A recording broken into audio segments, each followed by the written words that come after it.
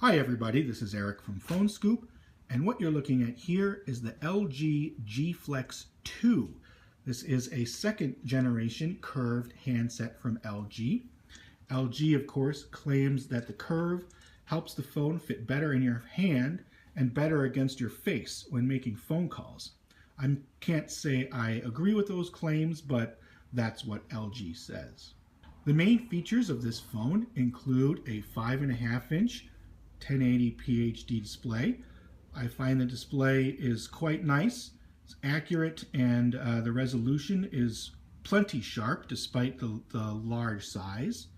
Underneath the hood is a octa-core Snapdragon 810 processor, 2 gigabytes of RAM, and expandable storage thanks to support for a memory card slot. The main camera rates 13 megapixels, while the user-facing camera rates 5 megapixels. Those are the basics, and of course it sports LTE, Bluetooth, Wi-Fi, and all those other goodies we've come to expect from all modern smartphones. The core of the G Flex 2's design is, of course, the flexible display.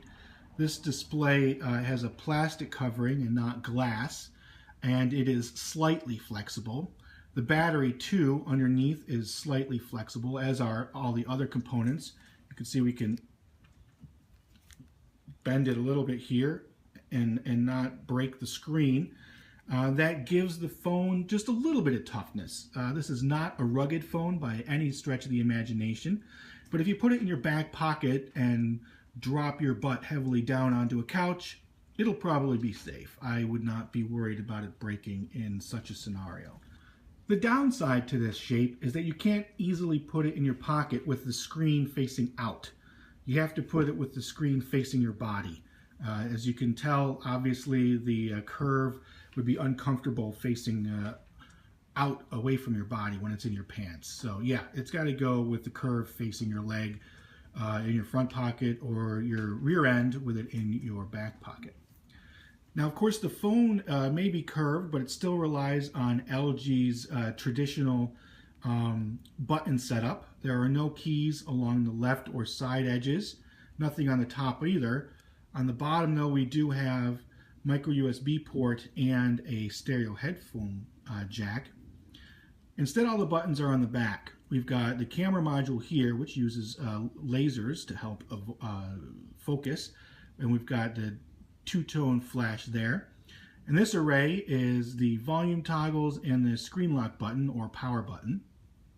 There's no dedicated camera button on this device, but a long press of the down volume key will launch the camera, which I certainly appreciate. We've got a slot for the speakerphone here, which I found to be quite loud and good for phone calls. And if you want, you can remove the back cover by digging your thumb in here and peeling off this outer shell, which is plastic, of course. The battery itself is not removable, but with the cover removed, you can access the micro SD card and the SIM card, which are positioned right about here. It's always nice to have expandable memory on phones. The phone runs Android 5.0 Lollipop and with LG's user interface overlay, which means we've got LG's design language. You can see the home screens are easy to control, and if we go into the main app menu, plenty of pre-installed apps, and LG offers plenty of ways to control how the screen looks. You can set icons to be large or small depending on how you like things to be, and of course you can hide and even uninstall many of the apps, which I certainly appreciate. Going into the settings menu, it also has LG's design language here, and I have it broken down into tabs, but you can also view all the settings in one long list. So you can see we have the network settings, sound settings, display settings, and then general settings. You know, these each are pretty long by themselves, but if you want to put them all into one gigantic list, you can. It just requires a lot of extra scrolling.